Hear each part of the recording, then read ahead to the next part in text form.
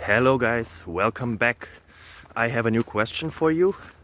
I hope it is interesting. If not, I'm sorry, but watch it anyways. Maybe you can also watch another question with many questions and answers. So enjoy.